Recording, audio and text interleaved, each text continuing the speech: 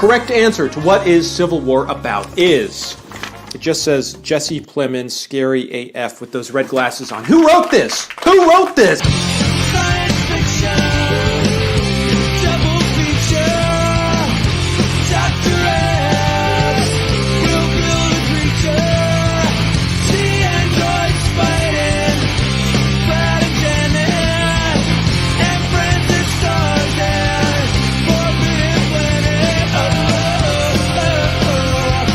And the late night double feature makes a show in the metro.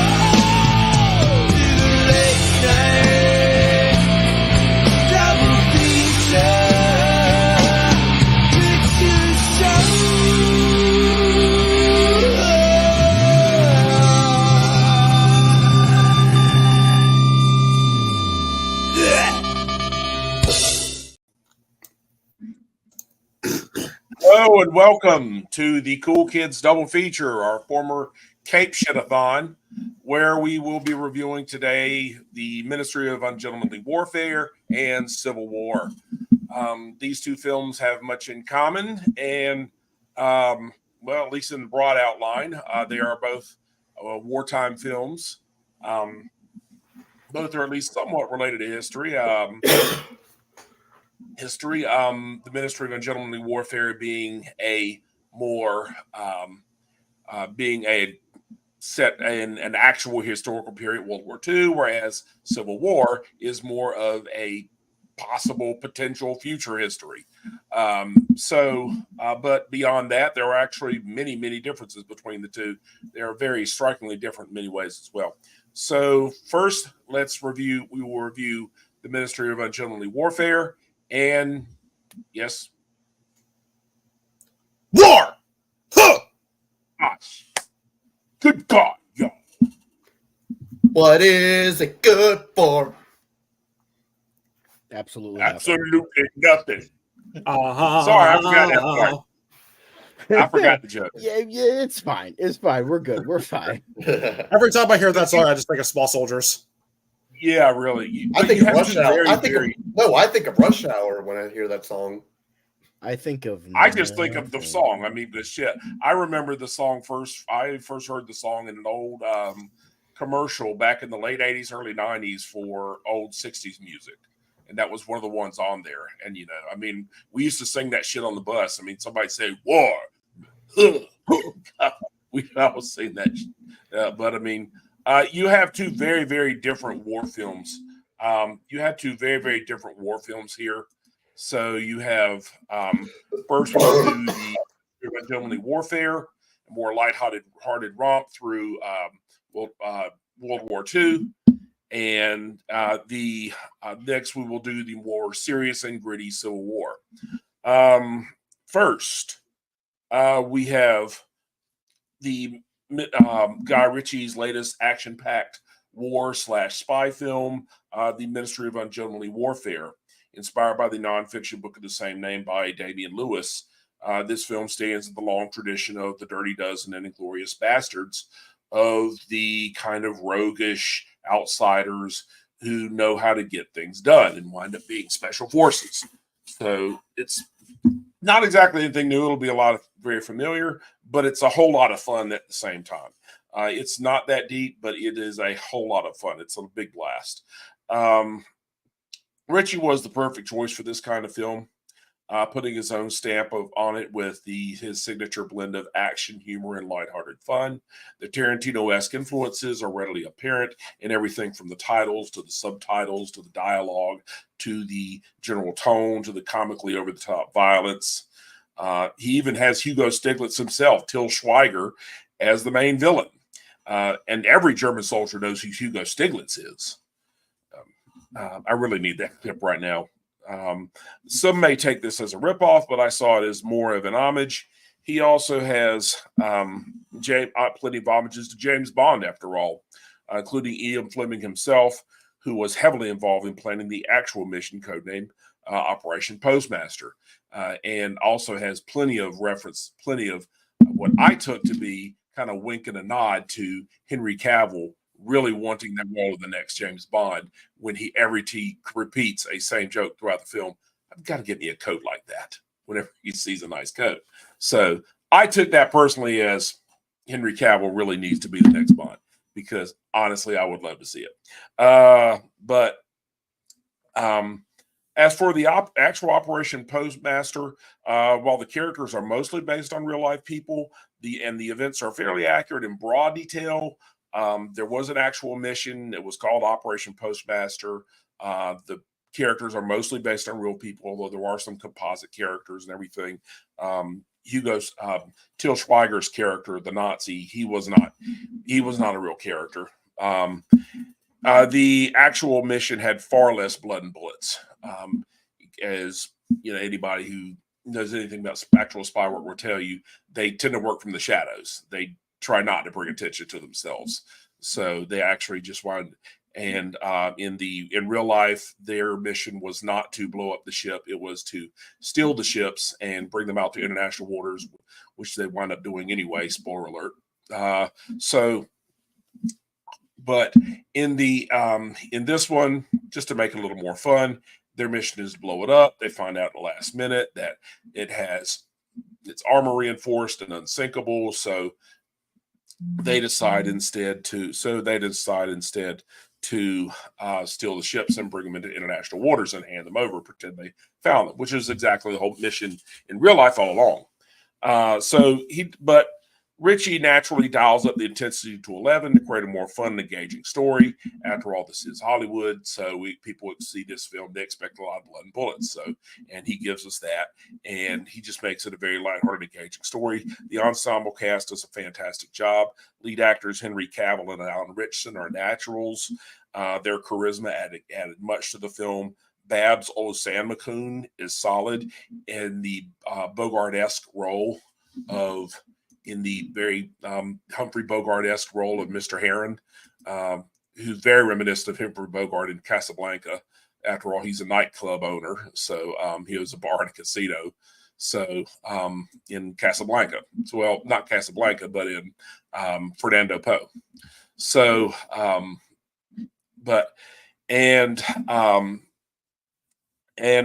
perhaps the biggest surprise, however, is Eiza Gonzalez as Marjorie Stewart, who was also a real character. She does a really fantastic job. She's very charismatic in the film, and she was perhaps the biggest surprise. I had a lot of fun with this film. You know, it's not the most accurate history, but I mean, it's a lot of fun. You know, so I mean, I did think the man who played the man who they had to play Winston Churchill. I do not know his name.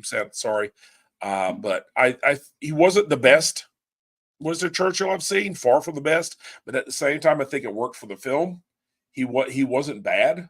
I think it worked for the film in a way, and I thought he was serviceable. So. After all, this was a more lighthearted, fun film, not exactly the hardcore, gritty film that, Gary Oldman's portrayal was. So, but I had a lot of fun with this film. And for me, my rating is, so I had a lot of fun with it.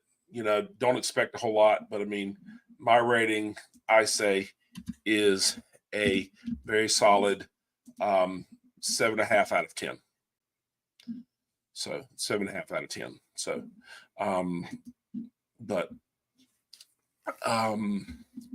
either way, I will hand it over to my brother Cinematic Sterling here.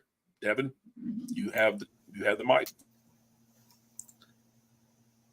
Guess what time it is, kids? It's time for another Cinematic Sterling Winger review because I was too lazy to write one. So here we go. Thank God we got a great Henry Cavill movie after a good Henry Cavill movie after fucking Argyle. Yeah, I thought this was damn good. This was a blast to watch. Even though I've always been super fascinated with World War II, I never really learned about this story. This was completely new to me and super fascinating. I loved the characters. I loved the Ministry. I thought Henry Cavill was great. He was having a blast in this role. Especially when he's going around, he's shooting everybody. He's got his fucking tug out. Like it was just so badass. The other people in his team, like I'm pulling him up, like Anders Lassen. Alan Ritchson was hilarious. I loved Henry Golden. Isaac Gonzalez, I fucking loved her character. I loved how she wasn't like they were saying, "Oh, you're an actress. You're just for like to look pretty," and she just proves to be more than that. Like that's a fucking great character. Loved the action scenes. I loved the music. I loved the effects. I loved the Tarantino vibes. Like this definitely reminds me of Inglourious Bastards in a good way. I thought the movie was great at first, but like the more I thought about it, the more issues I started to see with it. I did feel the pacing in the second half did drag down a little bit. And then you have Rory Kinnear as Rush Limbaugh. Oh, I'm sorry, Winston Churchill. Mark, if you don't know who he is, he was in Men, and he played all the men.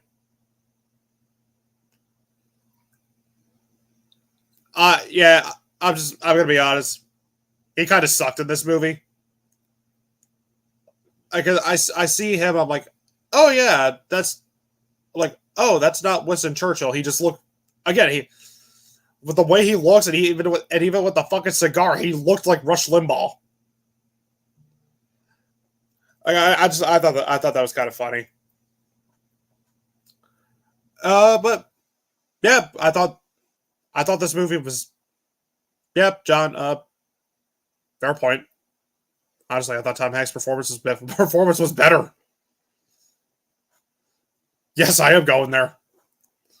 But yeah, I thought the Ministry of Overly Long Titles was a damn good movie. Check it out.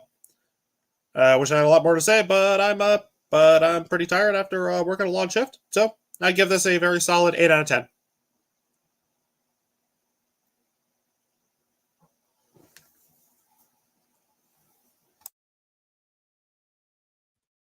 Is it me or Rob?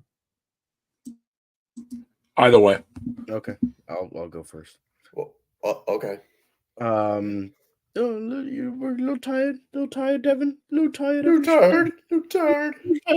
Just I don't know, the way you sounded like that was just funny. Yeah. So anyway, the Ministry of the Overly Long Title. I'm so sick of long titles, guys. Come on. But I'm also winging it because I'm lazy as fuck. I'm sick as fuck. So if I sound nasally, I apologize. But Ministry of the Overly Long Title. Hey, Matthew Vaughn. That's how you fucking do a spy movie with fucking Henry Cavill. Bitch. Go back to making Stardust 2. Anyway. So, yeah. Ministry of Ungentlemanly Warfare was fantastic. I loved it. It's not the most perfect movie ever, but it's kind of what we need. Kind of the soft blow before the storm, I guess, with our next review. But yeah, Ministry was great. I thought everyone did a really good job. Henry Cavill is great and charismatic as always. I think it's absolutely adorable with Alan Ritchson still trying to act because God knows he can't. But it's cute that he's trying. So, but no, he doesn't. He's not. Stop saying he should be Batman. Stop. I'm so fucking sick. He shouldn't be Batman. Jensen Ackles shouldn't be Batman. Scott Adkins shouldn't be Batman. Shut the fuck up. Jesus Christ. Anyway, Isaac Gonzalez is great. Rory Kinnear as Winston Churchill. I thought it was fun. As Mark said, I think it worked for this type of movie. I mean, yeah, when you have a fucking comparison for Gary Oldman, that's like apples to oranges. That's just not even fair. Hell, even fucking Rory Kinnear to John Lithgow in The Crown. I mean, it's just it ain't fair, you know. But I still think that like the makeup and the weirdness of it like worked. I also really liked the Heron Babs Alusanmokin. I'm probably mispronouncing that, and I do apologize if I am. He was great. I really liked Henry Golding. It's nice that he's not just, Asian heartthrob guy. I like how he's like trying to do like different roles, so that's good. I like that. He did a good job. Hero Tiffin, Hero finds Tiffin. He was also very good. Carrie Elways, Robin Hood, great, always great. But Till Schweiger kind of steals the show, but he's like just like the quintessential German bad guy. Like he just has the face for it. Like he just, it's like you see this guy, I'm like, oh yeah, he's a villain. He's like he was built to be a Nazi. Like, I'm sorry, it just Till Schweiger. Maybe you want to be a good guy. I'm sorry, but you're just built your face, your body, your acting ability. It's built to be a bad guy. But hey, that's if you can do it well, you can do it well. And he most certainly fucking did it well. And what I didn't expect from this, mainly from the trailer, I didn't expect that it was going to be more balanced. Like it was more espionage and action rather than nonstop action. I didn't hate it. I just didn't really expect it with how it was marketed. But even then, I still thought it was very good because you did have, yeah, sure, you had the big like action scenes, but it was still like espionage and kind of like wheedling in there, maybe mainly with Marjorie Stewart and Heron. It was kind of them like trying to set everything up for when they eventually get there to initially blow up the ship. But even then, I thought I thought everyone did a great job. I thought the action scenes were well choreographed and well shot. I thought it was a very well made movie. Like again, Guy Ritchie he's for the most part hit. He does have some misses, but Jesus Christ, Mark, stop changing the name tag. Um but I think he really nailed it here. Like, yeah, we joke that like Matthew Vaughn did the shitty spy movie and Guy Ritchie did the good spy movie, but like it really is that good. Obviously, it's not going to be the most perfect movie ever, but I still think that Ministry did a lot right. And it did leave me wanting more. Like if this does well enough and they greenlight a sequel with like one of the other operations, or maybe it's more, dramatized, because obviously none of this is real. I wouldn't mind it because they almost kind of set it up for a sequel in a lot of ways. And I wouldn't mind it because I really liked these characters and I really liked what they did here. But yeah, I mean, it does have some flaws, maybe some pacing issues here and there. Maybe, the plot armor and the fact they never fucking miss a shot is just wow. I mean, it adds to, but the thing is, to me, it's not like a detriment because it adds to the whole vibe of it. Like the way I imagine this movie is kind of like what like Rocket Man was in a way, where it's like maybe like one of these guys, even though none of them lived post World War II, like one of these guys explaining the mission to like their grandchildren, like, yeah, this is what totally happened, while it's like not at all what happened like that. Like the way you would tell a story throughout the generations, like this is what the grandchild's grandchild says what happened during World War II. And that's what I got like of that vibe. Like obviously not historically accurate, which I don't totally mind. It's a movie, not a documentary. But it but I like that. I liked like the fantastical elements, the dramatization of it. So it's not those things didn't really bother me. But yeah, for the most part, I thought this was very well done. I thought the action was well handled. It was a well-made movie. Light on plot, but sometimes, that worked. It's not really a character piece either, but I think even then all the characters were enjoyable and I really liked them. But yeah, I can't really think of anything that's really awful about it. Like it's not like, oh my god, this movie sucks. Here's the things, or it's not like, oh my god, these were major detriments. It was just a well-made, simple movie, and I feel like that just works.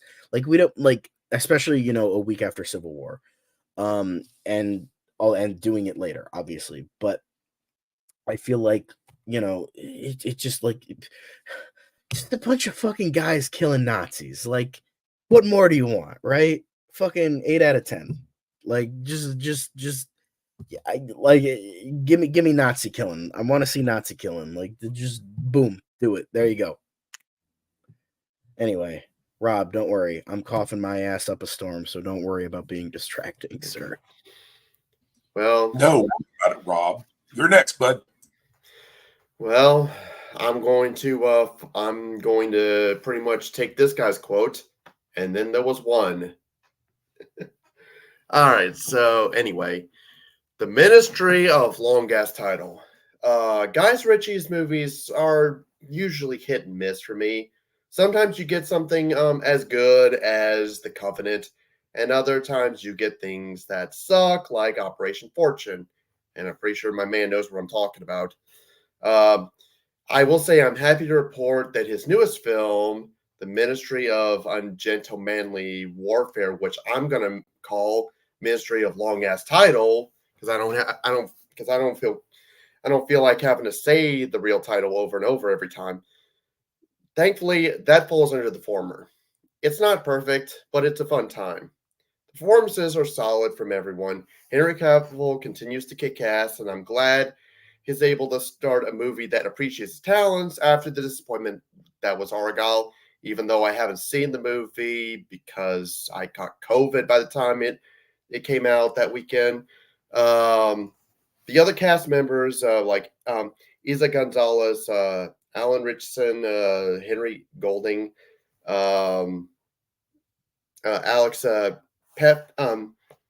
Pettyfer, and I mean even Cary Elways, even though he has a small role, he did good for what he was.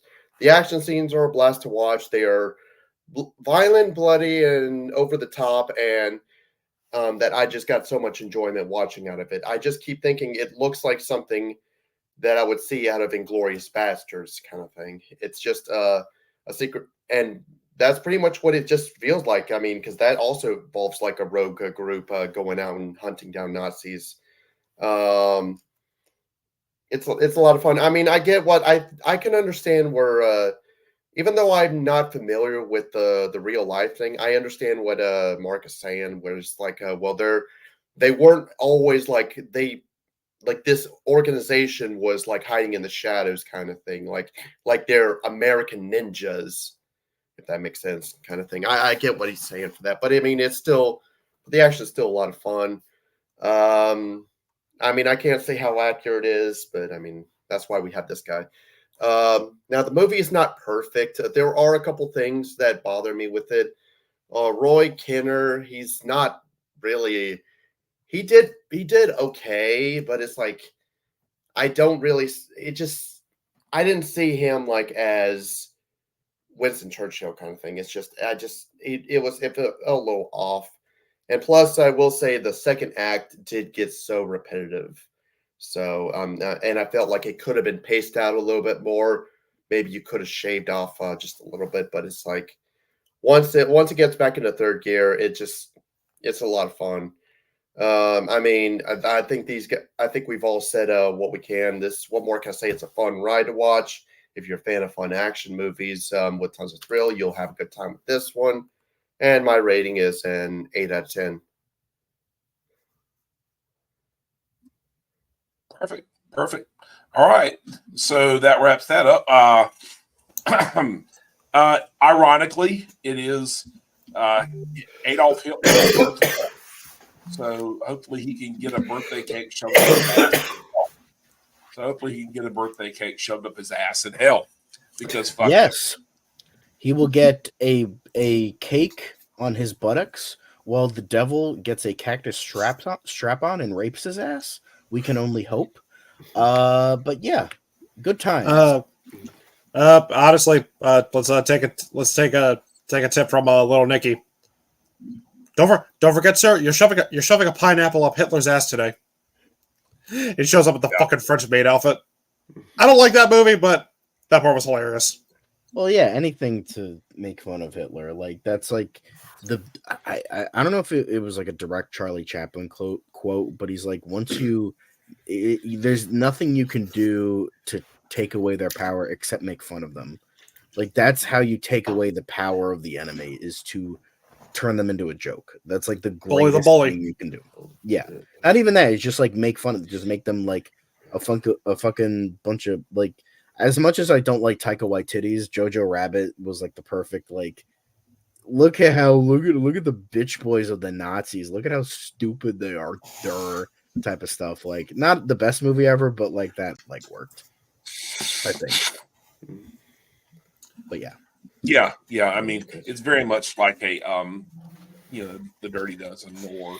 Oh yeah, definitely Dirty Dozen. I know a lot of people. I know a lot of people stated that the greatest detriment of this movie was like, oh, it's just Diet and Glorious Bastards. I'm like, no, it's an entirely different fucking movie. It's like I remember one review I was reading. It's like I liked it better when it was called The Glorious Bastard. This movie fucking sucks, and I'm like, okay, like, hey, newsflash, there's no original fucking ideas anymore. All right, fuck off. I was gonna say. I mean, honestly, even though I did say like it did take a lot from Inglourious Bastards, I mean, I see them as like different movies. The History of Long Ass Title, Inglourious Bastards.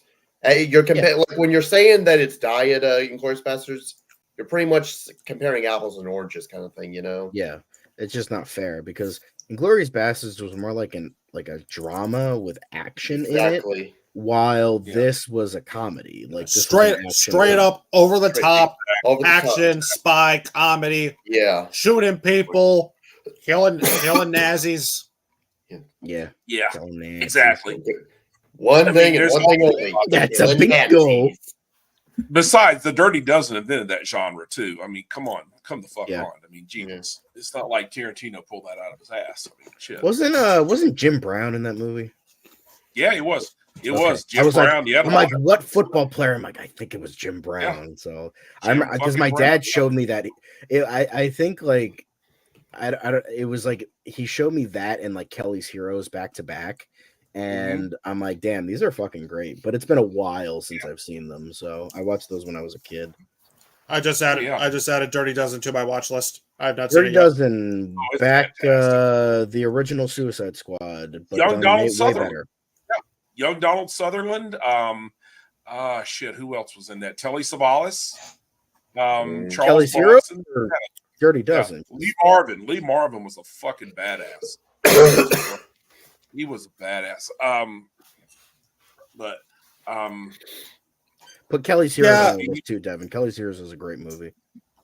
Yeah. And I forgot to bring and John up. It was either John or Rob that brought up like and a kind of an issue I did have a nitpick I have of it was the plot armor. I didn't because at a point I'm like it was John because at a point I'm like I don't see these characters in any real peril because I know they're just gonna get out of it. Which is welcome to every 80s action movie ever made. Which is so funny because literally none of these guys lived past World War II. Like I looked up all of them. Yeah. All of them died before the war ended. So like just seeing them like so like not human, but being them like really human, like dying so easily. And the thing is, Gus, I think, was the oldest one out of all of them, and he was 34. So that should put Alan Richson's guy, Andon Hassan or whatever his name was. Anders Larson. He was 24 when he died in 1943. So keep that in mind. Like, and it's funny, like Alan Richardson is like 40 years old, but these guys badass. But I mean they were young. But I mean like Gus but I mean, Gus March Phillips, you know, he literally died in the very next mission. Like he married Marjorie Stewart right after Operation Postmaster in the very next mission, which was a couple months later. That was the one where they had an excursion into France, and that turned into a debacle. I think that's the one that turned into a debacle, and that was the reasons that Hitler was really, really did not want to do a cross-channel invasion in 1943. and the Americans kind of gave into him. We kind of gave into him because we really wanted to do it. The Americans really wanted to do it, and Churchill really did not want to do it. He was terrified of it. So even in 44, he was a bit shy, but I mean, they just put their foot down and said, "No, we're doing this year." Yeah, but nearly broke the Allies too, because Stalin was convinced that they were trying to destroy the Soviet Union by letting them do all the fighting and then coming in at the end. But I mean, he was convinced there was conspiracy against him, which contributed to the Cold War. But either way, I mean, those guys all died pretty much. It was sad, But I mean, yeah. But what are you gonna do? And I know that I do remember mentioning this before we went live. Like Ian Fleming, like it states at the end that Gus was inspired Ian Fleming about the character of James Bond, but it was like someone else. You said, John? Yeah, I mean, Gus March Phillips, it wouldn't surprise me that he was one of many, because James Bond was definitely a conglomerate of lots of different people. So it wouldn't have surprised me if it was. But from what I've researched about the character, the main driving force behind Ian Fleming's creation of Bond was Sir Christopher Lee, who was his second cousin, I believe. So that wouldn't surprise me if it was, but it was mainly Christopher Lee. And that's definitely one of the disappointing things I had, is that Christopher Lee was not in this, because he was on these missions. So he was fighting Nazi special forces in World War II. And the fact that he wasn't a character in this, I'm like, damn, that would have been fucking awesome.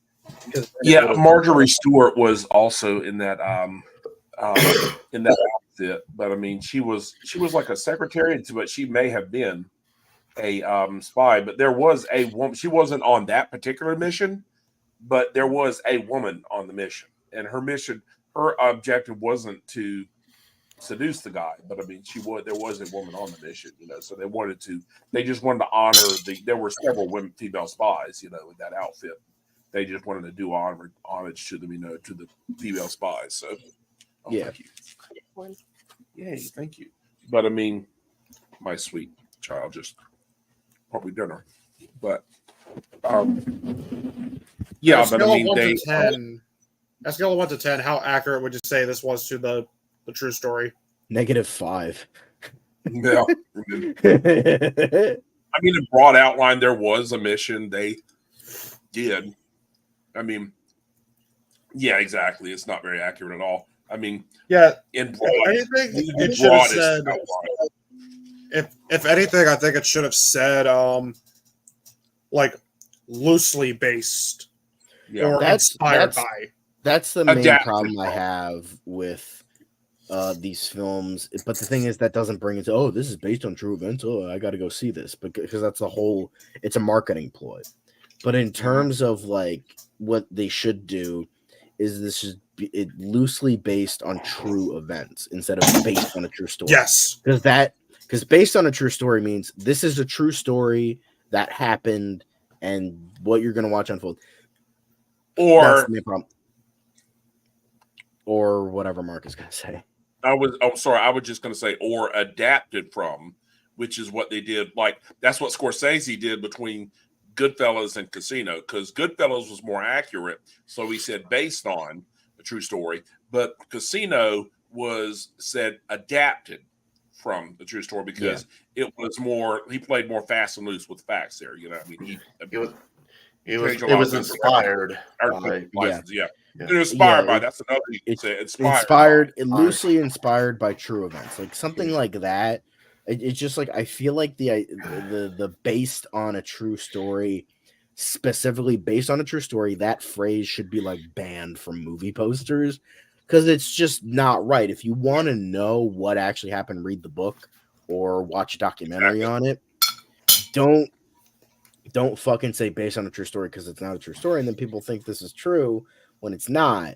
It's more, I mean, don't get me wrong, there's a lot of people that are like, okay, I know this is fake, I'm going to read the book, or I'm going to read the Wikipedia page because I'm curious what actually happened. So there Another thing was you that. could do is say, yeah. I'm sorry. I was just going to say another thing you could do is say, with another some TV shows, you do a dramatization inspired by real events. Yeah. Dramatization inspired by real events. So I mean, Yes. so you make the point there. You're just making it more exciting. So Yeah. I mean, yeah, I do agree. There needs to be more awareness that these are not really, one for one histories. None of them are. They never are. No. I mean, it's real. Hollywood always takes artistic license, and that's fine. There's nothing wrong with that. There's nothing wrong with artistic license, but I mean, I it's learned not. to accept that. Yeah, exactly. Me too. What would you say are like some very like super accurate like World War II movies? Like, would you say like Oppenheimer or Schindler's List? Oppenheimer is fairly accurate. I've read the book. Schindler's List. Yeah. There's one Schindler's List. Oh, geez. I think another. You know what? I was going to say another one. The Longest Day is said to be very accurate. The opening scene of Saving Private Ryan. The D-Day scene. Yes. Yeah. Yeah. I forgot about Saving Private Ryan. Yeah. Yeah. Is Great Escape a World War II movie? Yes. Yeah, definitely. Yeah. Great Escape is a good film. Yeah. Oh, I More like love Great Escape. Amazing movie. I was trying to mention entirely before, that was- accurate. Like it has some consistencies with history, Mhm. but I would say like half and half. Like it's like relatively accurate. Like Yeah. it was mainly the Brits and the Canadians. There were hardly any Americans on that POW camp. So, but they had to like make an American the hero. Obviously, like the ending with the 50 soldiers that died, that was accurate. Well, they were killed because that was against the Geneva Convention. So they got reamed for that about killing them. And then so I think it's like the broad strokes of Great Escape were true, but like this certain specific, most of like the specific characters and what they grow through was not accurate from what I've gathered. Yeah. But yeah. Yeah, exactly. So, I mean, kind of like this. I mean, there was an operation. Then they did tow the boats out to the international waters and just pretend that they found them there. But I mean, in reality, that was their mission all along, and they did it in a far more stealth manner.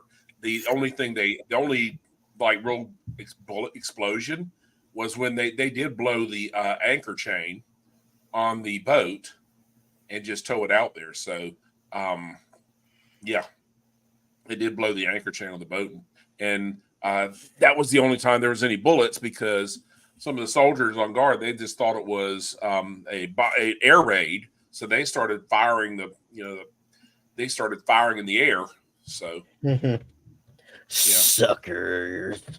Exactly.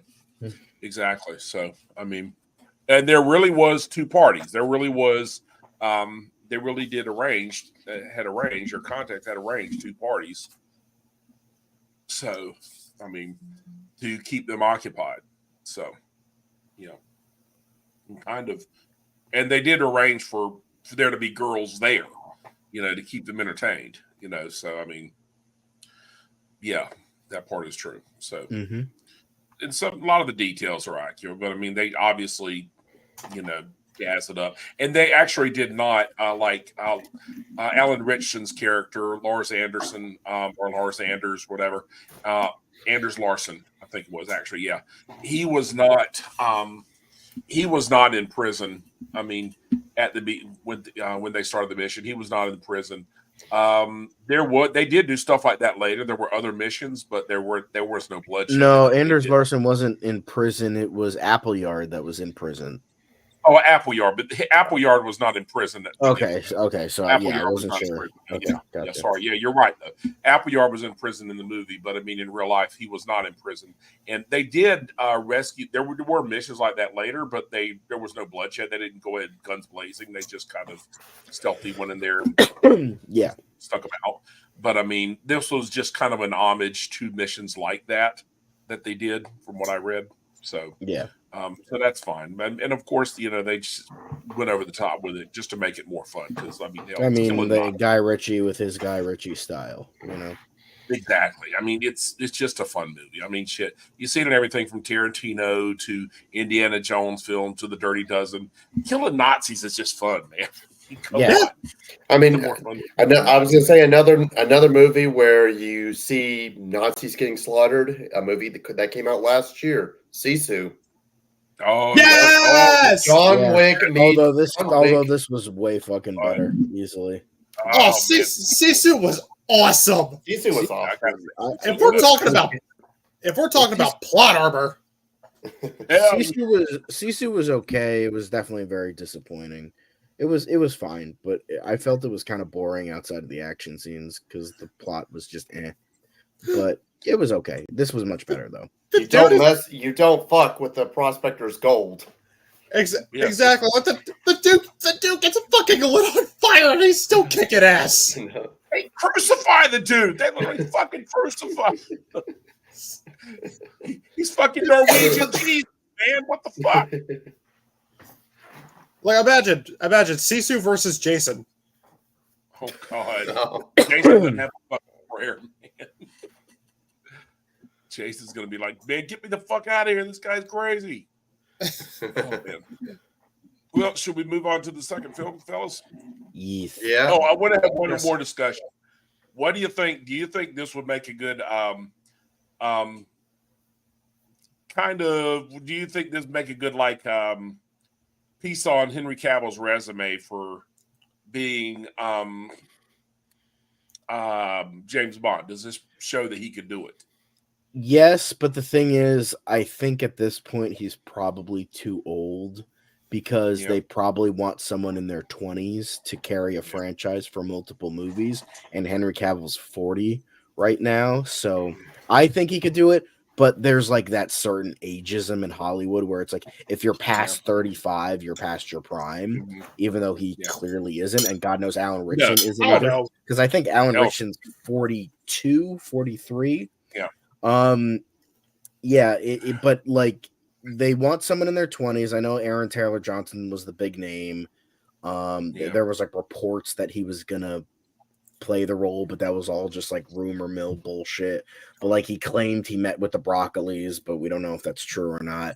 But like they want someone who's like late 20s, who's old enough to like be an agent, but not like old, like the decrepit fucking 40-year-old man, God forbid. So I would see him. Because I was watching it and thinking, you know what? It would be interesting seeing him as Bond because I think he would. I could think he could do the comedy like Roger Moore, but he could obviously do the more physical stuff like Daniel Craig or Sean Connery. Yeah. And then he's got that dude fucking oozes charisma. Like he's just got the charisma for it. And I think and like, well, I mean, he could do the dry wit of Craig. Like that last hand nearly killed me. That kind of thing. But he could also do like wacky hijinks like Roger Moore.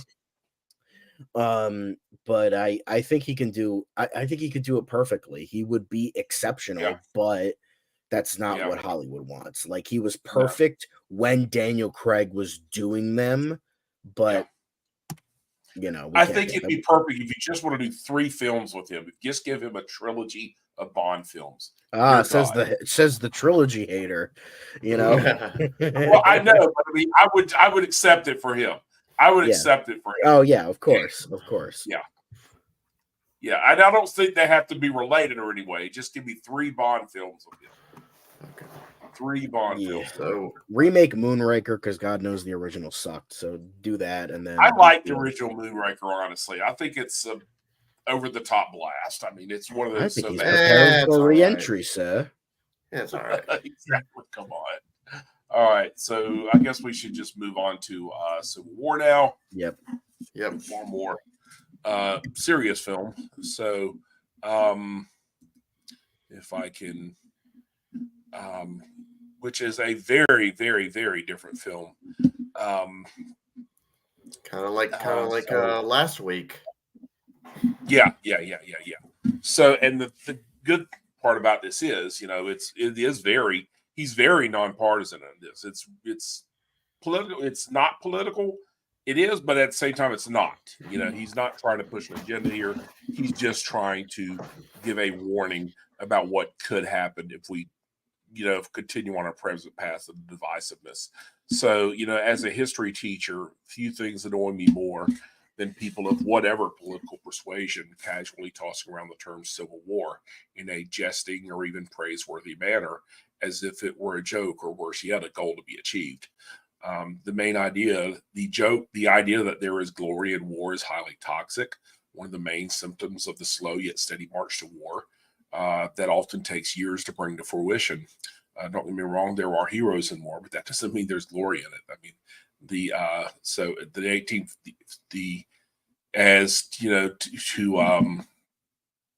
to quote the author of probably the greatest book on war ever written, All Quiet on the Western Front, war is not an adventure to those who have experienced it. The 1850s were a highly divisive era, much like our own, with each side dehumanizing the other as tensions rose from one crisis to the next. Given the similarities to our own political climate, it doesn't take much of a leap to see where this may be headed. Anyone familiar with history should be concerned by these troubling trends. I highly anticipated this film by one of my favorite filmmakers, Alex Garland. I am grateful to report that he delivered and then some. I was hesitant at first because his last film, Men, I found very disappointing. Although I really loved Ex Machina and Annihilation. But as the more I saw about this film, the more intrigued I became by it. And like I said, I'm very, very glad that this actually exceeded my expectations. I expected a cautionary tale about the danger of divisiveness and the grim realities of war, and he definitely gave us that with some of the most chilling war scenes we have gotten on the big screen in some time. I did not expect an homage to war journalist, one of the best performances of Kirsten Dunst's career in cinematography that actually rivals or possibly even exceeds Dune Part 2. And that's really saying something. The veteran actress plays Lee Smith, a well-known photojournalist at the tail end of her career. There's a careworn look on Kirsten Dunst's face in this film that hides the darkness and pain beneath. That infamous 1,000-yard stare of soldiers who have seen entirely too much. She and her merry band of journalists occupy an odd but familiar role in this dystopian near future. As just journalists, they merely document, never intervene. They spent their entire careers reporting about such horrors in other lands. Now their worst nightmares come to pass with those same terrors in our own backyard. Lee decides to make a risky journey across the front lines from New York City to D.C. to interview the besieged president, an apparent tyrant now in his third or fourth term. The nondescript president is played brilliantly yet briefly by Nick Offerman, and the script sagely offers no real clues as to his political leanings. This lets the audience place their own interpretation on the film and see what they want to see. Thus, how one chooses to interpret the film says more about the viewer than it does about the film itself. It's like a mirror. It also allows the film to serve as a cautionary tale that can be accepted by both sides. One of the best aspects, maybe the best aspect about the film, in my opinion. Lee wants answers from the president, not to mention that it would be the scoop of a lifetime, and she has to hurry before the secessionist forces capture and kill him. Joining her on this journey is her longtime collaborator, Joel, played by Wagner Moura. He provides the energy for the group, that old school journalistic drive to get the scoop at all costs. Stephen Henderson's Sammy was Lee's mentor. He tags along and serves as the voice of reason for the group, offering sage bits of wisdom and caution. Finally, Kaylee Spani's Jesse serves as a sort of counterpoint to Lee, a plucky, naive young journalist whose lofty ambitions, with lofty ambitions, who idolizes her. If Lee is the tired photojournalist at the end of his career, Jesse is Lee at the beginning of it. It's a nice study in comparison and contrast, and their story arcs often mirror one another. It's like they're parallel in opposite directions. One on the way in and one on the way out. Along the way, the group encounters one harrowing experience after another while traveling across a war-torn landscape. One of the more fascinating bits of information I learned is that many of the locations is that many of the locations from an abandoned mall with a decrepit J.C. Penney's and a graffiti-ridden football stadium were not constructed at all. They just roamed around and found old abandoned locations where they could shoot. Alex Garland even said, you could still go to that stadium and see all the graffiti there with the football. They didn't put any of it on there. It was already there. They just it's a sad, poignant reminder that all things die, and that one day soon that fate could befall our nation as well if it hasn't begun already. One key scene near the beginning occurs at a gas station, guarded by armed locals. Jesse wanders around back with one of the guards. He shows her two would-be thieves hanging by their hands inside his shed, bloody, beaten, and barely alive. The guard even admits to knowing one of them, someone he knew in high school, yet he feels nothing now. To him, the guy is just a thief, a scumbag, lowest of the low. He offers, no matter that the guy was just trying to feed his kids, he offers Jesse the grim choice of whether or not to kill the men. And as she freezes, Lee steps in to defuse the tense situation by offering to take his picture alongside his macabre trophies. The man stands proudly between them as if they were deer he had shot while hunting. The scene serves as a baptism of fire for Jessie of the choices she must make if she wants to be a photojournalist. As Lee later advises her, they only document, never intervene. When Jessie inquires if Lee would shoot pictures of her death if she dies along the way, Lee darkly answers, "What do you think?" This sequence brilliantly establishes the cruel realities of war, not only the divisive nature of it, but the way it hardens people, leaving no room for compassion. It is an ugly reminder of the dehumanization of war. It is also a very clever bit of foreshadowing. Later, another key scene at an abandoned winter wonderland offers an answer that others seem to miss or reject. Alex Garland himself has broken down this scene in an Anatomy of a Scene video on YouTube, and I highly recommend it. The group encounters two snipers, one near the road and one in a house farther back. As a puzzled Joel batters the sniper nearest them and his partner with questions, we learn that it doesn't matter why it started or who was on which side. This is chaos, a bitter war for survival. And in such a world, the whys and wherefores are merely academic. All they know is the guy is trying to shoot them, and the guy is trying to kill them, so they're trying to kill him. They don't give a damn what faction he's with. They don't know. They don't care. At the end of the day, the only thing that matters is that someone is trying to kill them, and they're trying to kill them back. This is just a fight for survival. This cleverly answers the why the war started and what are the question of why the war started and what are the sides. Some may consider that a dodge, but that is not the point Garland is trying to make here. This is a cautionary tale about the ugly reality of civil war, a term both sides throw out with casual disregard for the brutality that accompanies it. And here, Alex Garland takes that brutality and lays this out in front of us. In war, people suffer and die. That is all you need to know here. Our group's purpose is to survive, not to answer why. Still later, Garland manages to ratchet up the tension yet again as two more journalists join the group. Some of them are captured by a group of 2 or 3 unnamed soldiers led by Jesse Plemons in a chilling performance. It's not clear which side they're on, nor does it matter.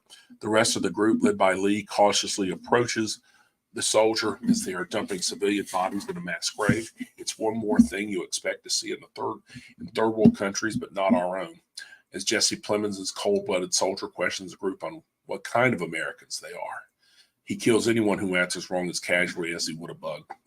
The group manages to escape, but not without tragedy, as Sammy rescues them, but falls victim to their farewell bullets, scarring the survivors both inside and out. This proves to be a turning point in the film, especially for Lee and Jesse, our twin protagonists. For Lee, she regains a bit of her humanity, deleting a photo she took of her fallen mentor. She rejects the inhumanity and dehumanization required to do the job. She gives in and grieves for her friend. Jesse, meanwhile, finally hits her stride, throwing herself full force into the work as the group embeds itself with the Western forces storming the nation's capital. She gleefully takes risk, seeing none of the danger and reveling in the thrill. Throughout the film, the camera serves almost as a filter for the photographers, a barrier shielding from them for the bloody war going on all around them, an ugly necessity that allows them to do the job. Lee loses this while Jesse gains it. Lee suffers a spiritual death, so Jesse can be reborn in spirit as her reincarnation. Thus, while Jesse follows the soldier with reckless abandon, heedless to the risk, Lee cries uncontrollably, carried along by a more subdued Joel. Later, as they followed a squad of soldiers into the White House, in the culminating scene of the film, Lee sacrifices herself to Jesse, who captures the moment of Lee's death on camera as bullets rip through her body. This parallels the scene where they first met, where Lee saves Jesse from an explosion from a suicide bomber who killed himself to kill a few cops. And except this time, it cost Lee her life, and Jesse just kind of cold-heartedly, with the cold-hearted, single-minded focus of a photojournalist, she captures the moment of her death when bullets rip through her body. These are probably the most chilling images in a film full of them, and they bring the development of these two characters full circle. Lee reclaims her humanity, breaking a cardinal rule of journalism and getting involved to save her young protege instead of capturing her death on film, as one would have naturally assumed she would do. After all, so this was the answer to her question. What do you think? She would not. Jesse, meanwhile, abandons hers, choosing instead to capture the moment of Lee's death on film in eerie black and white. At this point, the capture and execution of the president is a mere footnote, as it should be. Sammy had said earlier in the film that would probably be executed wordlessly like other tyrants, such as Ceausescu and Gaddafi and Saddam Hussein. This is indeed what happens. The only quote Joel manages to get from him is, "Please don't let them kill me," which satisfies him. Jesse captures the moment of his execution, and the credits roll on one more image of the victorious soldier surrounding him as if it were a trophy. This final image poses the question of just who the good guys and bad guys are here, a question Garland refreshingly refuses to answer, leaving that answer appropriately ambiguous instead. There are no good guys or bad guys in war. There are only men and women fighting for survival, be they soldiers, civilians, or otherwise. Yes, the Western forces have won, but at what cost? What does it cost us as a nation? Has it cost us our humanity? Some of the most chilling images is when the fighting reaches DC, is when they just kind of casually blow up monuments like the Lincoln beloved monuments like the Lincoln Monument. As if it were nothing. There are no good guys or bad guys in war, and in most wars anyway. There are only men and women fighting for survival, be they soldiers, civilians, or otherwise. As a history teacher, I'm quite familiar with the fact that history is littered with examples, some of which Alex has drawn on in this film, from our own Civil War here in the U.S. to World War II to another divisive conflict, Vietnam. That's the real antagonist in this film, the grim, bloody realities of war, and we would do well to heed its sagacious warning to avoid it at all costs, lest those images we see on the news in third world countries become our daily reality before we know it. The fact that Alex Garland has gone to such lengths to make this as nonpartisan as possible will hopefully make it more palatable to a wider audience. Sadly, I shall not hold my breath. And with that, my rating for this film is a perfect 10 out of 10. So, yeah, I had told myself to do this year, but I could not help with this film. This film has just really, really impressed me. So, sorry for the lengthy review, but I had a lot to say here, guys. So I will hand over the thing to my metalhead brother here, Cinematic Sterling. Yeah, nothing wrong with that. We have no issues hearing some top marks from Mark. But anyway, Alex Garland and I we have a bit of a complicated history. I liked some of the stuff he wrote. Just 28 Days Later, that was damn good. I fucking loved Dread 3D. I'm still pissed that bombed, and I want a sequel to it. However, when it comes to stuff he directed, I enjoyed Ex Machina and Annihilation, but I didn't think they were as great as everyone said they were. I guess I was missing something. I'm probably overdue for a rewatch, but and we make the jokes about men. If you watch our worst movies of 2022 stream, that was on like, well, except him because he didn't see it. That was on like all of our worst of the year list. That was a stupid, annoying, preachy, unintentionally funny man given birth agenda bullshit. Okay, so when I saw the trailers for Civil War, I just thought, oh, good God, it's going to be more of the same. Alex Garland is going to be annoying and preachy again. Surprisingly, it wasn't. Alex Garland finally directed a movie I can actually say on the first viewing is great. Oh my God. Who would have thought? This was an intense, thought-provoking film. Acting from everybody is great.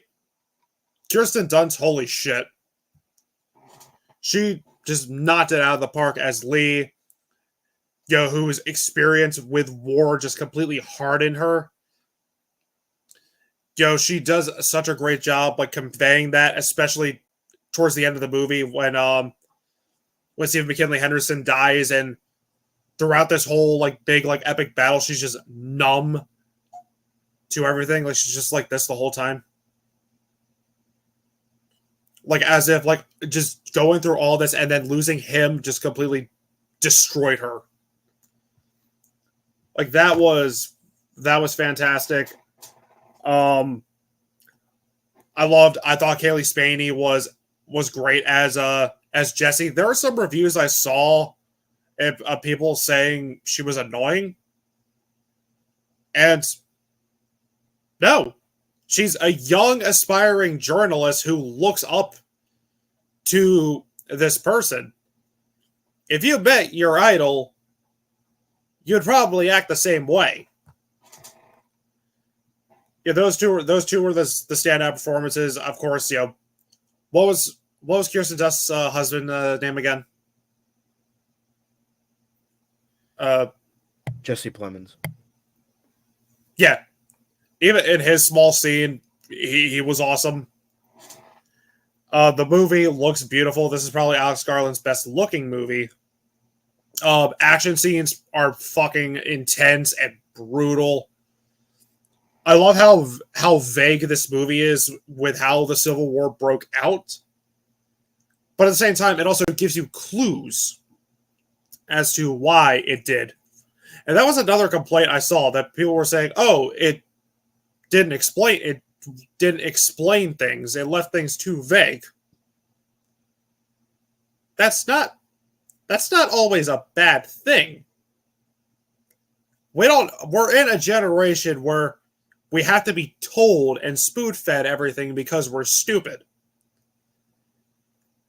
And the fact that people are saying that's an issue is kind of surprising to me.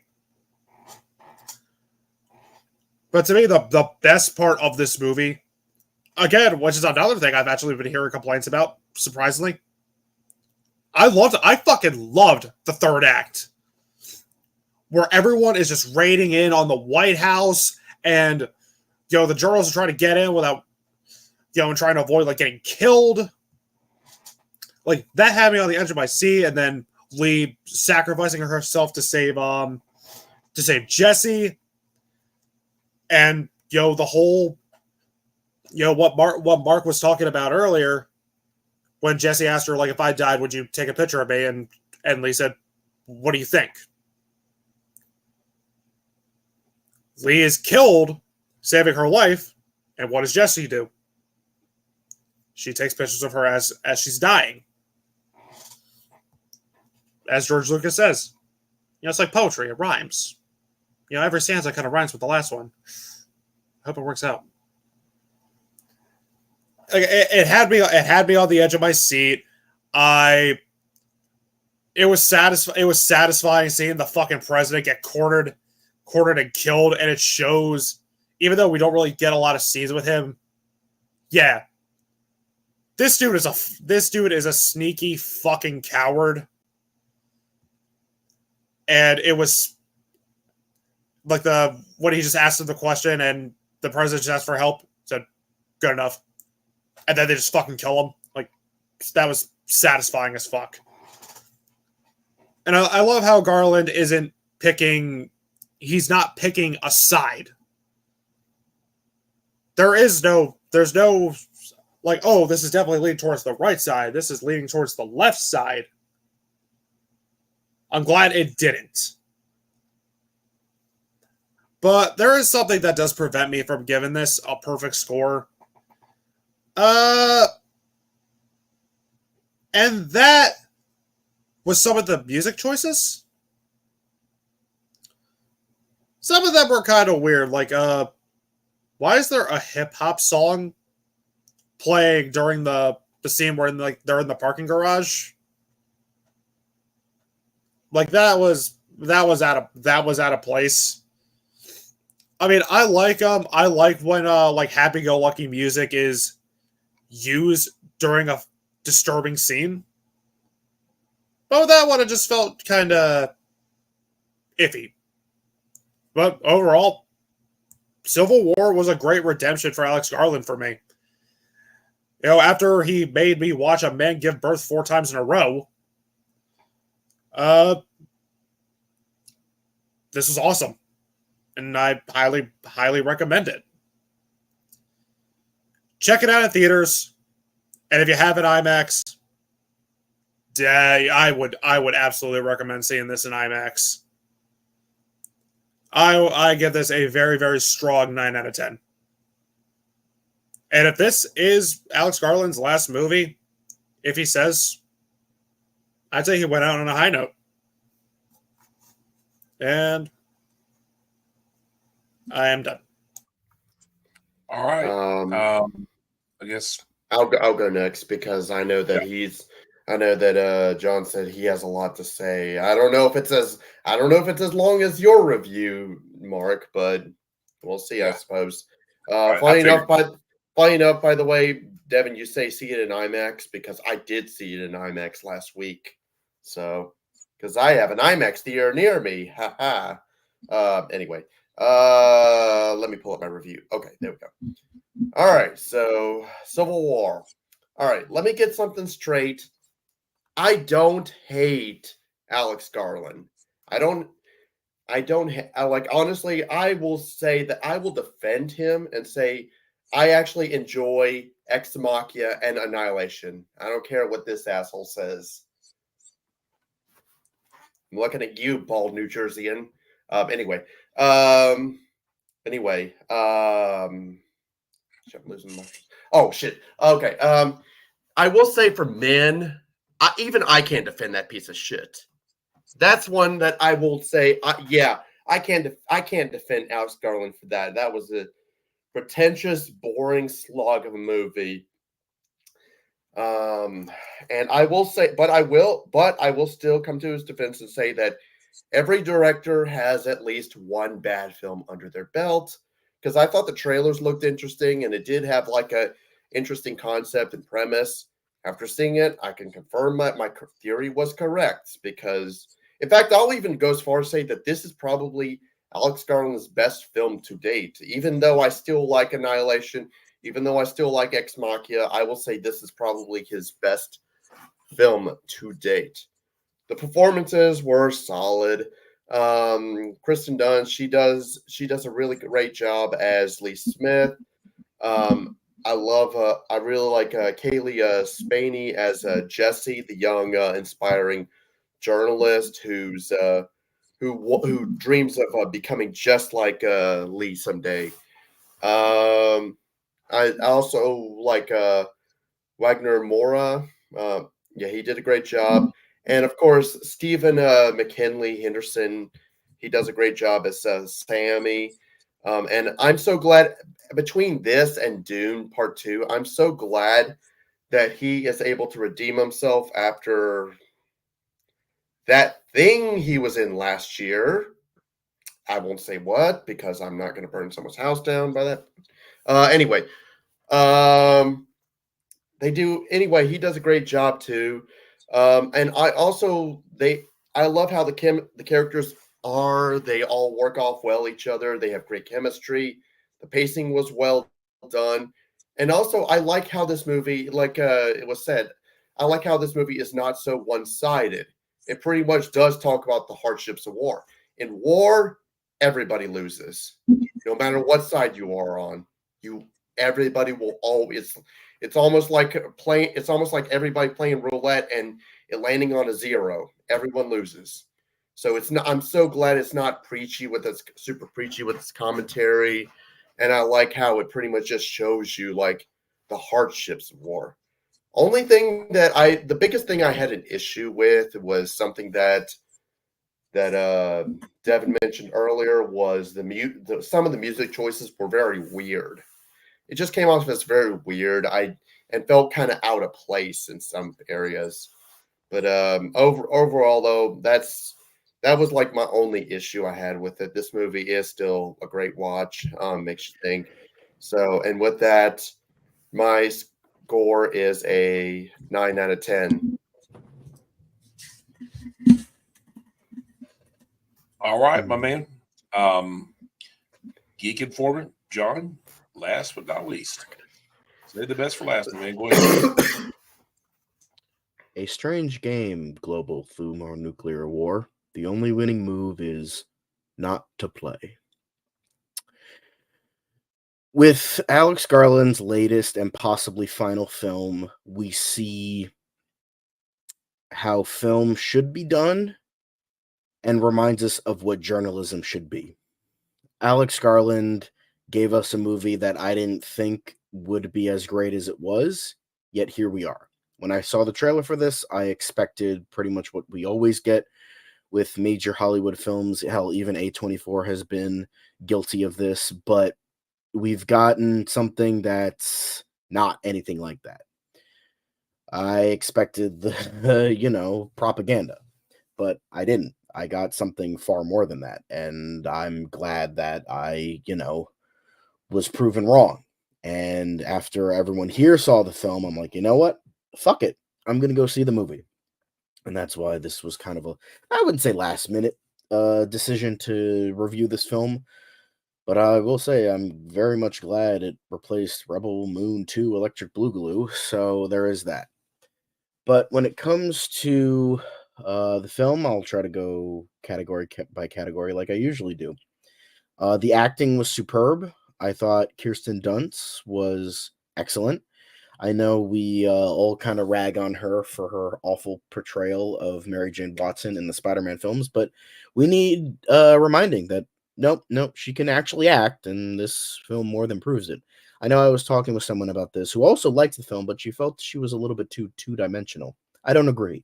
I just feel like it was, as Mark said, it was a person who has, been horrified by war, and honestly, almost even worse than the soldiers that participate in that sort of thing, because while soldiers just are active participants and can actually do something about it, when it comes to journalists and war photographers, they are like the Watcher at Marvel. I can only see, I can't do. So it's very, honestly, more so upsetting for them because they have to have that biased, they have to have that unbiased sort of lens to, wink, wink. But I think she did a phenomenal job. As we clearly see, we got a little tidbit of her flashbacks when she was in the bathtub of what her character is. All we got was that little bit, and that's all we needed. And that's just one of the many great things about this film, with the many tidbits, and I will get to that soon enough. But Wagner Moura was excellent, or as I like to call him throughout the film, because I didn't know the actor's name, was Diet Pedro Pascal, and he was phenomenal. It didn't help that his name was Joel either, so there was that as well. But he was absolutely phenomenal as well. I didn't expect him to like him as much as I did. I didn't expect him to be like annoying, but I expected him to like kind of be like a bit of a douchebag. And while he was that, it was balanced.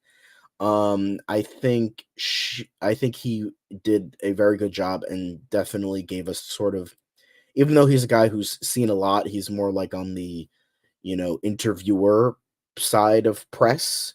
and she's more the active like watcher being in those situations. So he had a little bit more humanity to him.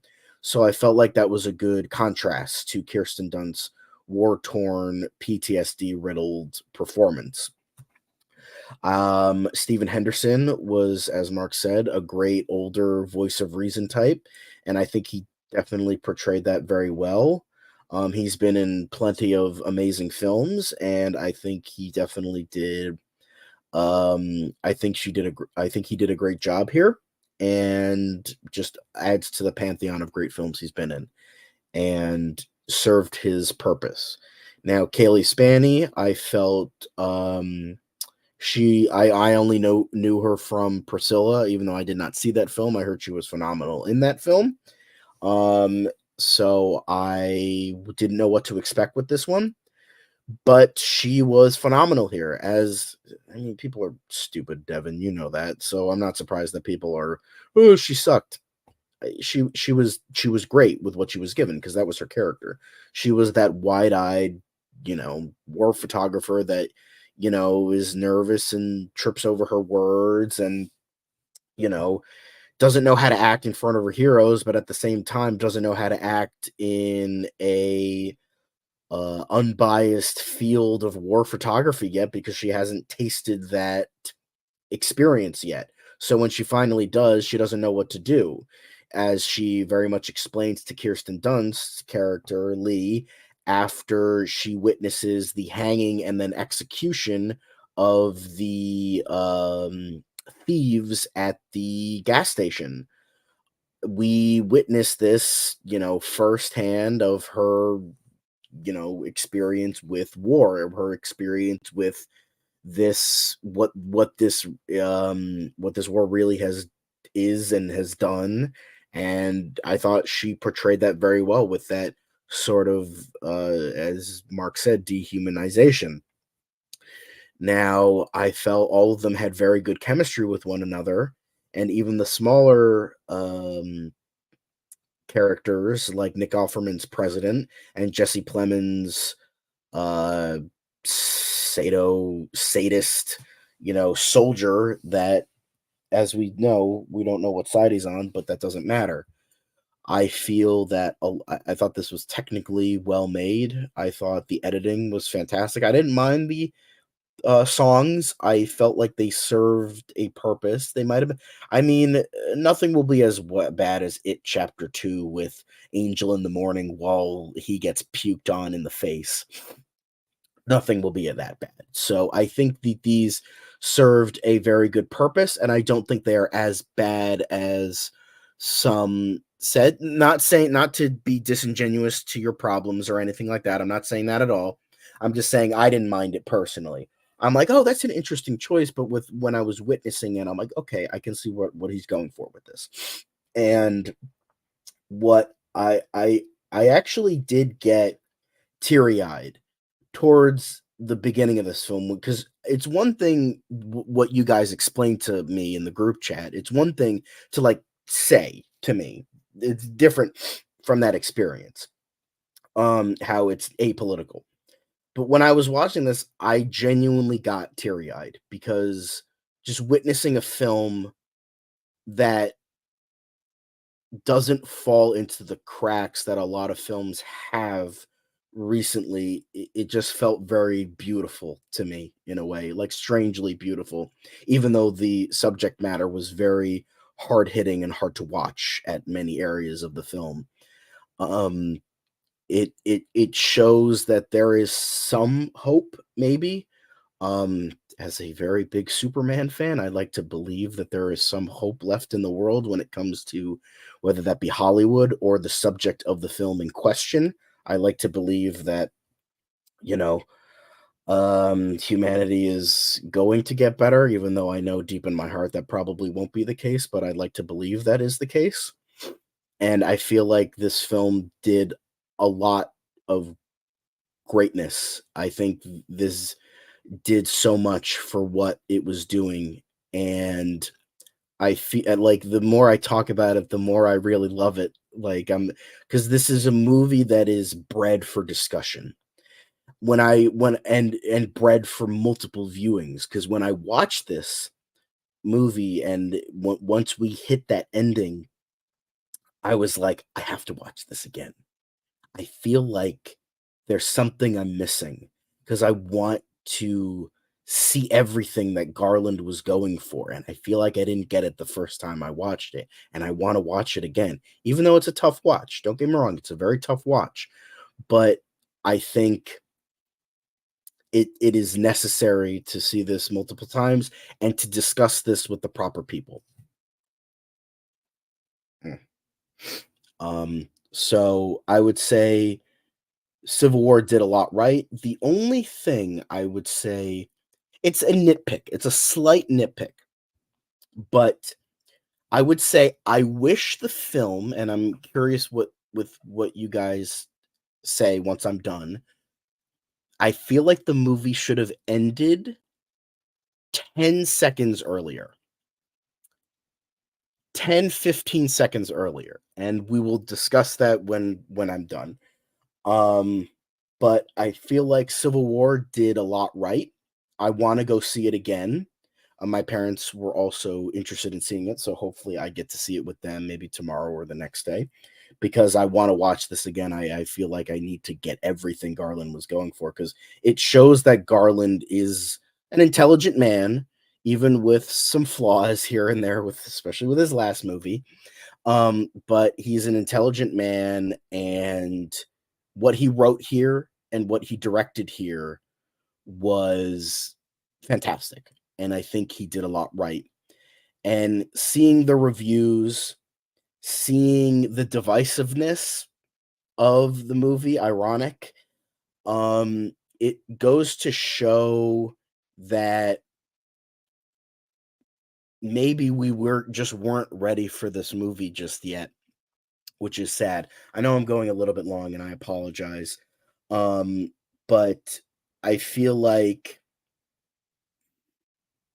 Civil War is a movie that just did a lot right. It did a lot right. And I think everything about this movie is fantastic outside of the one thing I mentioned, which is more of a nitpick. And yeah, it's a shame the reaction this movie has gotten from a lot of people, because what we got was a heavily hard-hitting and layered film, and it's a shame that what people wanted was propaganda. And I think that's very, very sad. And with that, due to the fact that this is an unbiased and unopinionated film, I have decided not to give it a rating to tie it in with what Alex Garland was saying. So I'm not going to give it a rating because I think it deserves more than a rating. And with that, I end my review. I was gonna make the joke. My rating is an "Are you a real American?" out of 10.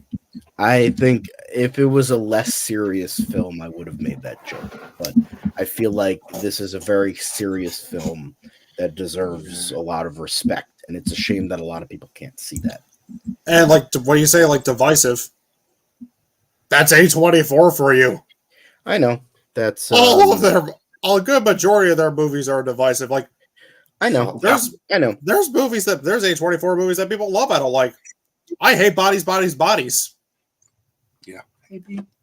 I knew you were going to say that one. But yeah, absolutely. So what I was saying in terms of the movie ending 15 seconds beforehand, I don't think, again, spoiler, but spoiler review, but I feel like the film should have ended with just showing the death of the president and her taking a picture. I don't think we should have seen her face. I think that would have hit the point home a little bit more than showing her face. But that's just my opinion. I feel like showcasing just the photograph, like this unbiased view of like lack of emotion dehumanization perfectly encapsulates the film. I understand it was her story, but I feel like that hit it home a little bit more if they didn't cut to her face. But that's just me. I'm curious what everyone else thinks. I honestly like the fact that it ended with that final image of the soldiers surrounding the president and just No, I agree with that. I don't think because there was still it showed the last like few seconds of the film showed Jesse like taking the picture and then lowering her camera and then it cuts to white. So I don't think it should have yeah. it should have showed her. I don't think it should have showed her. I think it should have just ended with her with the photograph itself. That's what I'm saying. Because I feel like it would have been a little bit more poignant. Yeah. Or maybe But, just show her behind the camera almost as if, you know, it's like her shield, like her emotional shield from what's going on. I also really liked, and I felt that this was definitely on purpose, obviously. I like how it's a film where Lee kind of regains a little bit of humanity, and her photos are in color, while Jesse's, she loses her humanity and her photos are in black and white. I felt that was a nice, I felt that worked with what they were going for as well. I liked that a lot. Trying to think of that.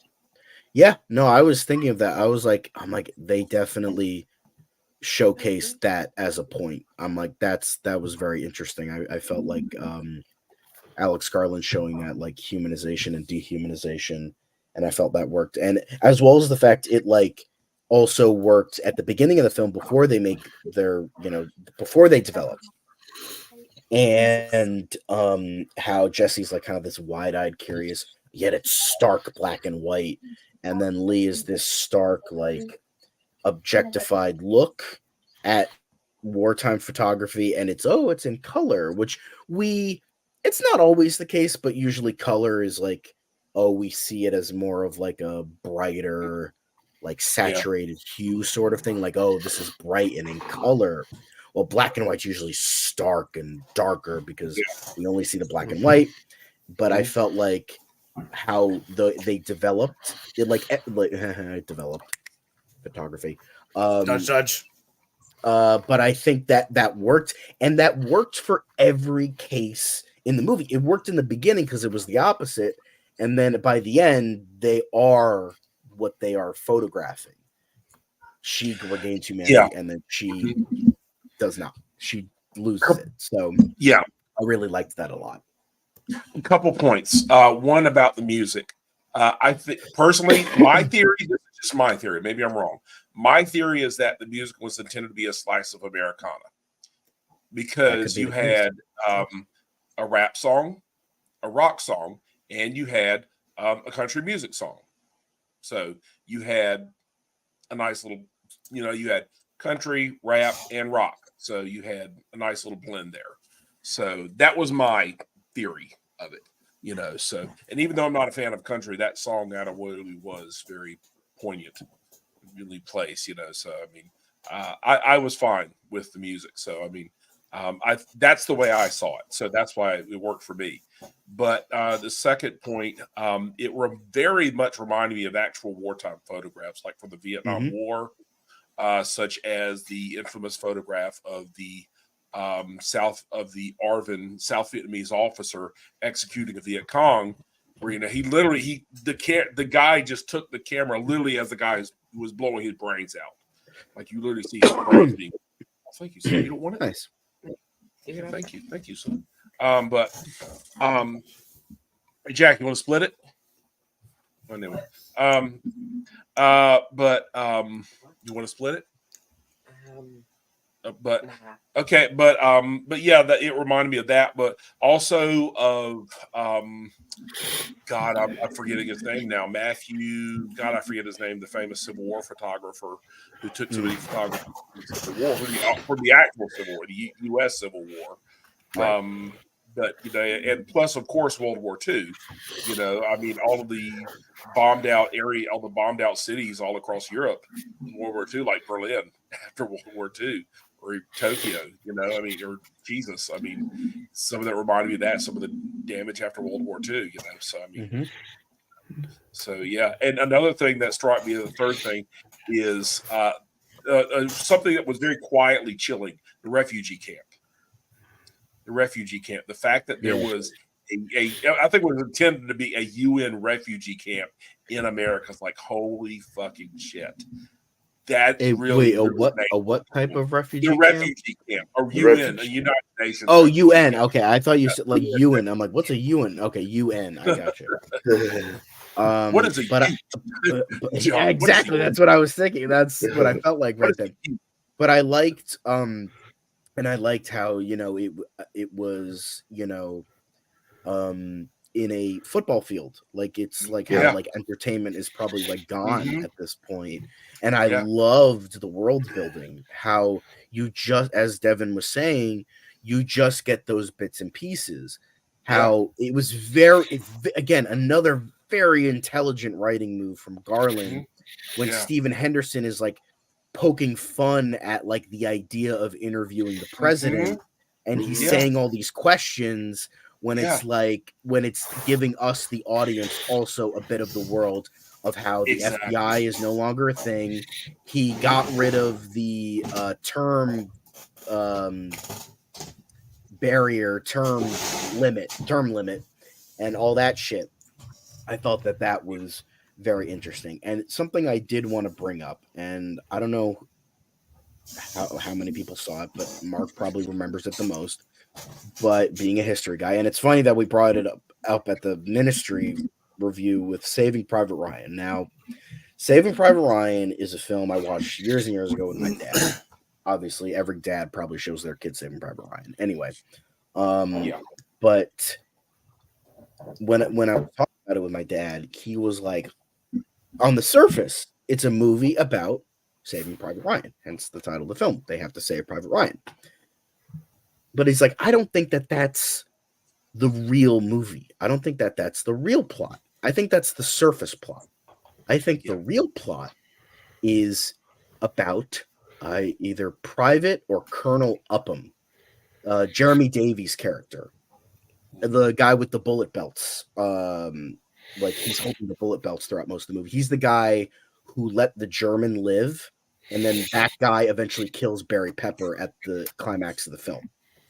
So he's like, I think it's about Upham, and how that the real core of the story is about this guy learning the horrors of war and what war really is about. Like Davies is kind of holding on to that humanity, like letting the guy go, being kind of nervous throughout everything about the entire thing of conflict, kind of avoiding killing people, all that.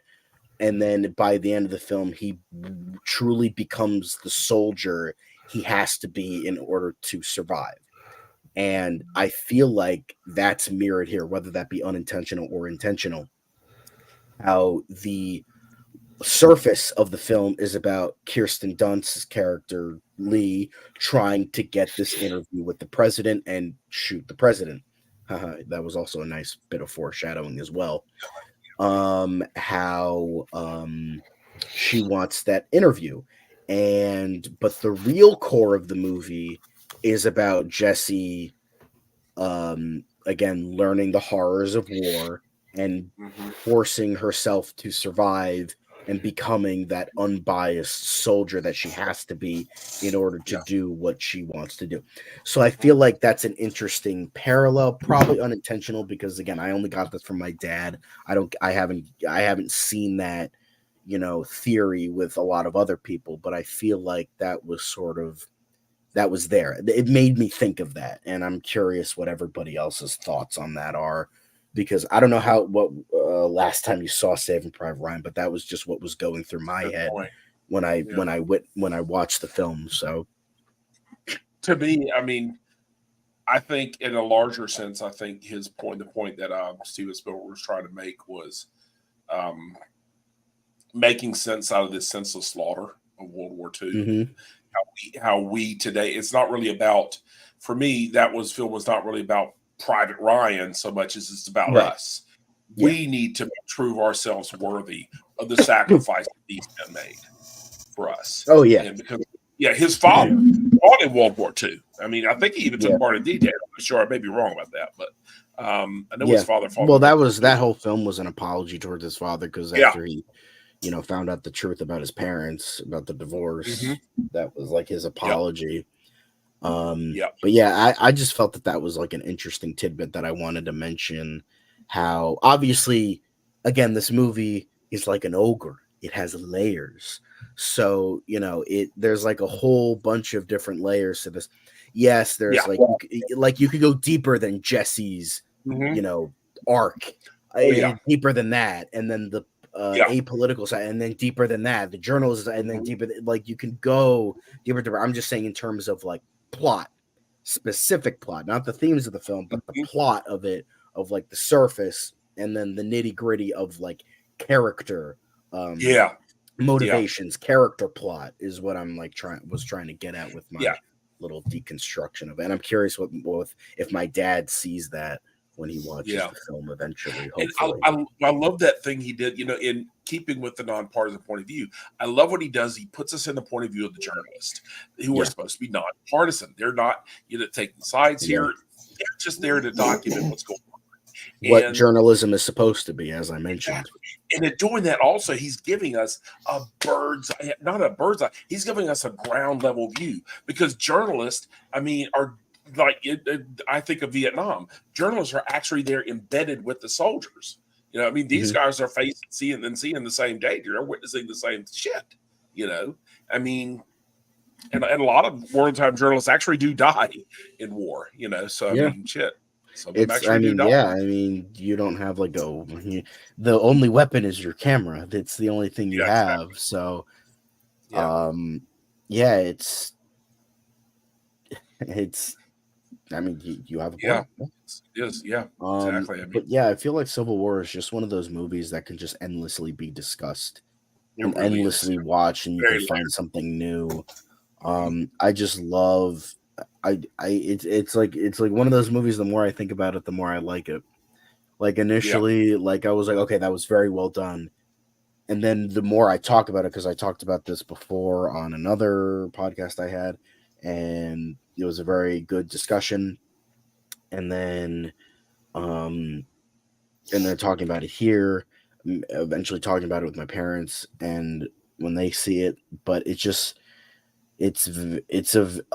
I know that the thing is, this fucking gets tossed around so aimlessly and so to the point it loses its meaning. But it is an important film. I hate to say that, because the idea of like importance, like the term genius and all that shit, it's like tossed around so like aimlessly that it's lost all meaning. So, but it is because it showcases so much horrors of war, dehumanizing effects. I know, like on the surface, people are like, "Oh, war is bad," but it means so much more than that. Yes, is that at the end of the day what he's trying to say? Of course, every war film is pretty much saying war is bad, but how you go about it was interesting, and the fact that he goes for the wartime photographer angle.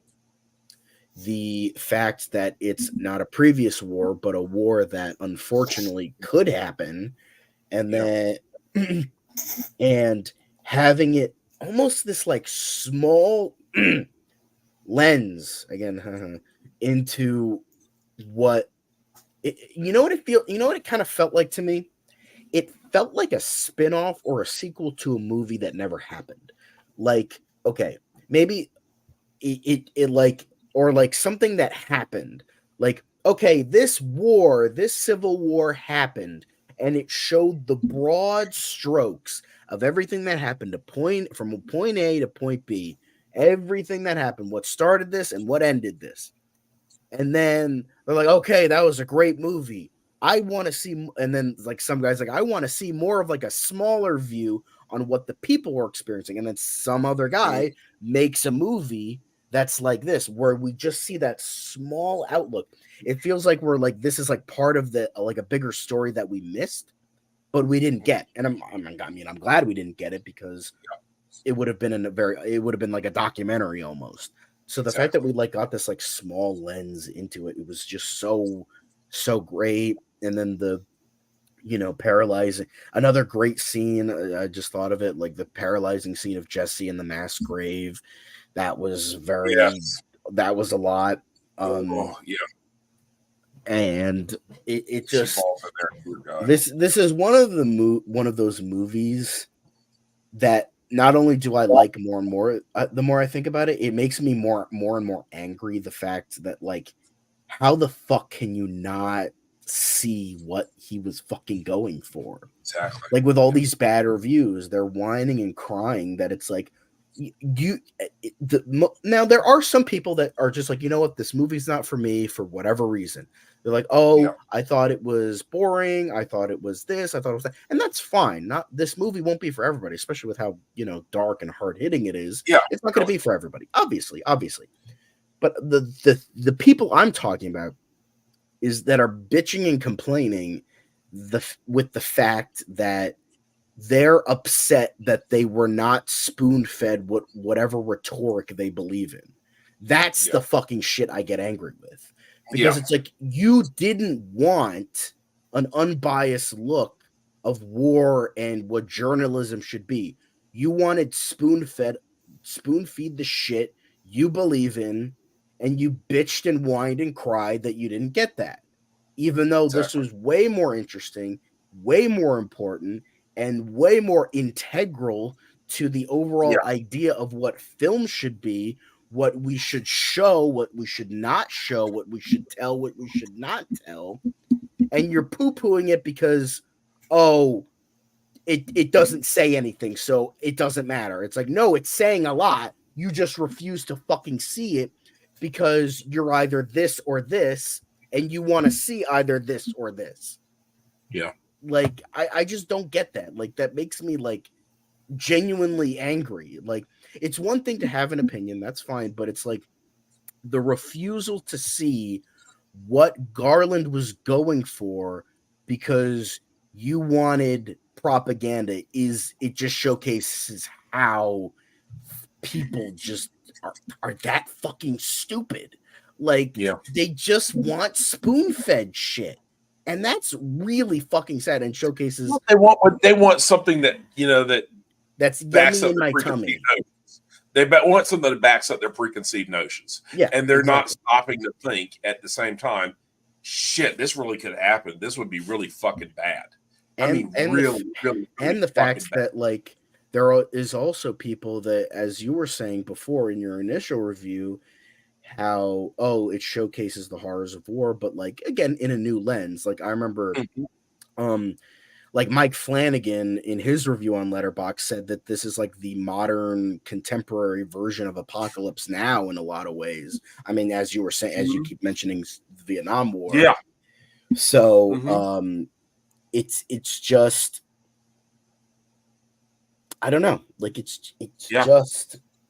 That's a great point there. I hadn't even thought of that. The modern contemporary version of Apocalypse Now, very, very much so. Yeah. And it's just. And the thing is, what I was trying to say is how it poo-poos the war and glory and war type shit. And with a lot of people, that's not good because, God forbid, if, like, you don't want war. It's like, war needs to happen. Like, I've joked, like, in the past, but again, it's joking, like, of like, we need a World War III. I joke about that shit. I don't fucking mean it. Shit, I mean, I'm not joke that about the person that says they actually won World War III. Yeah, it's there's people, glory. Like, I mean, I fucking play Helldivers too, but, like, that doesn't mean I fucking, believe in that shit and that kind of thing. But of course. I mean, I'm starting to lose my voice. I'm gonna try. Look, one of my favorite jokes is I'm rooting for the asteroid at this point. I mean, I'm not really, of course, most of the time.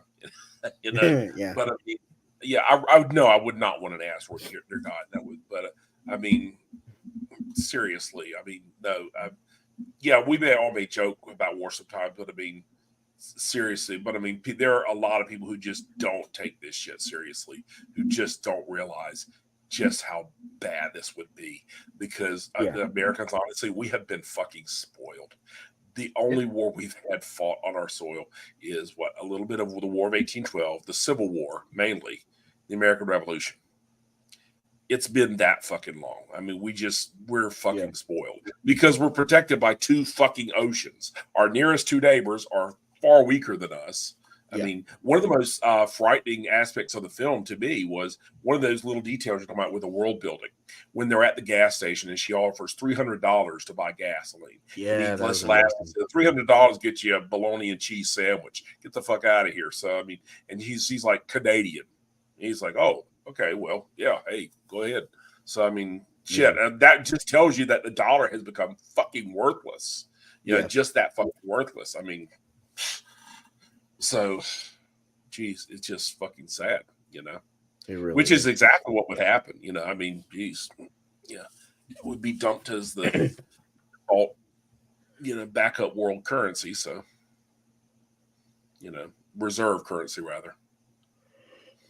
But, well, I think this is, again, as I've said many times before, it's just getting better with discussion. And that's what I felt would happen. Yeah. Like discussing this. Like I feel like I could discuss this for hours. Obviously, we've gone very long, and Devin and Rob are checked out at this point. But I'm kidding. I know, Rob, you could barely talk because you have a cough like I do, so that's understandable. And Devin's tired. He's like, I just want to go to bed.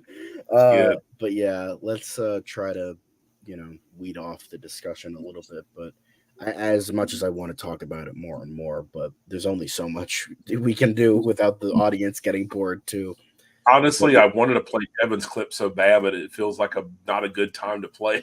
But I guess I should. But I want to do it just for Devin. I will do it. So I guess we'll end with that, and then we'll end with the outro. So what's our next review? Knuckles. We are reviewing Knuckles. The show. We'll try to do it for the Saturday, but if we can't, we could do it for like the Monday or Tuesday. I don't have Paramount Plus. Rob special. Yo ho ho. I do have Paramount Plus. I get it for 99 cents from Amazon for a couple more months because Amazon is fuckers. So I've had it that way since like. But anyway, see you later, folks, and we hope you enjoyed it. Until next time.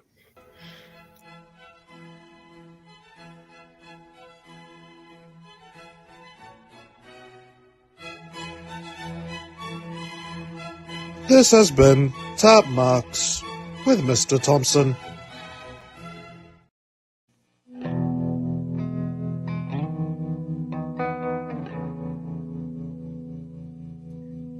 Once again, we have brought light into the world.